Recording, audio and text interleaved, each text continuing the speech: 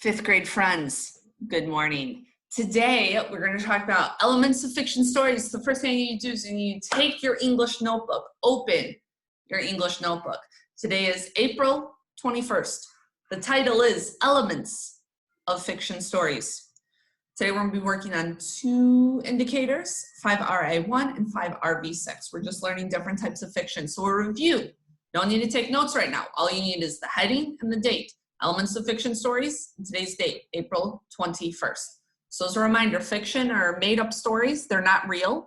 They may seem like real life, but they're not based on someone's specific life. There are characters, there are illustration, usually there's pretend, and there's a setting. Many of those things we're going to be talking about right now. So first thing, setting. You are writing this down. You are writing setting. Setting is where and when a story takes place. You only take notes on what you see, okay? So setting is where and when a story takes place. Does it take place like a faraway world in Cardiff, Wales?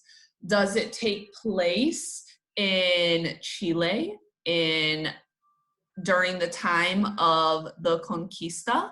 Does it take place in Mexico in 2000?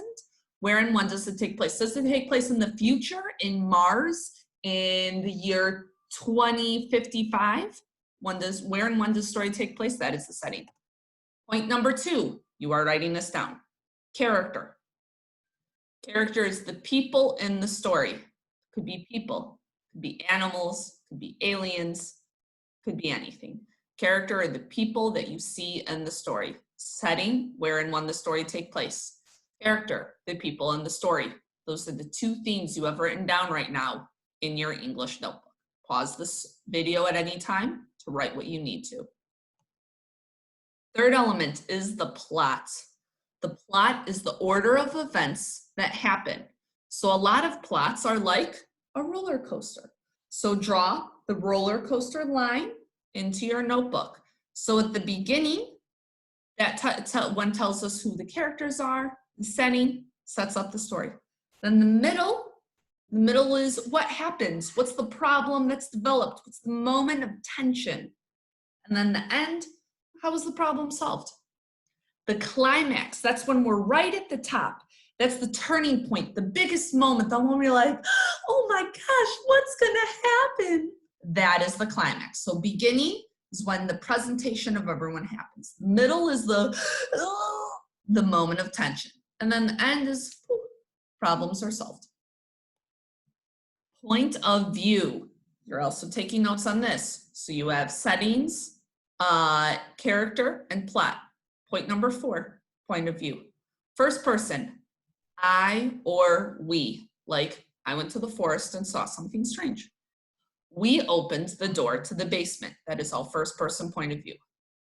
Third person point of view would be he, she, or they. John knew that it was going to be a good day. Peter and Susan left that morning on time. So first person talks about myself, talks about a group of us. Third person's talking about someone else. Finally, it's the last thing you're writing notes on is conflict. So in our stories, there are different types of conflict, types of tension we can have. So we can have character versus character. That's like the Avengers. Good guys versus bad guys. Batman versus Robin. Although Batman and Robin are normally together. Batman versus the Joker. Different things. When we have two different characters, Robin Hood versus the Sheriff of Nottingham. That's character. Character versus society. If you've seen The Hunger Games is a good example of that. There's a society that's bad and they're fighting against that society. President Snow, the president is like what a visual for that society, but they're fighting against the society. That the society is no good. Character versus nature. That would be something like Bird Box, The Quiet Place, The Day After Tomorrow. All of those are examples of character versus nature. People against big animals like in Bird Box or The Quiet Place, or hurricanes or weather. Like it gets really cold and we have to fight against it. There's a flood. That's all character versus nature. The fourth type of conflict is character versus technology, which is like iRobot or Age of Ultron. People fighting against a technological change. So if you've seen iRobot, that one, it's Will Smith, and he's fighting against robots. In the Age of Ultron, they're fighting against this technology. It's gone a little crazy, right? So those are the 4 different types of conflict we can have.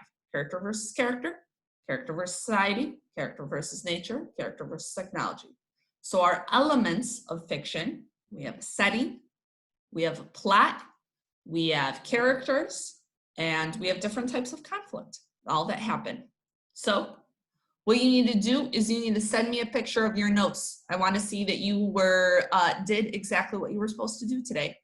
And then there's a quiz you're going to take in Schoology to show your knowledge, your power, setting, character, plot, point of view, and conflict. During the quiz, if you want to have your notes open, fabulous, perfect, totally fine.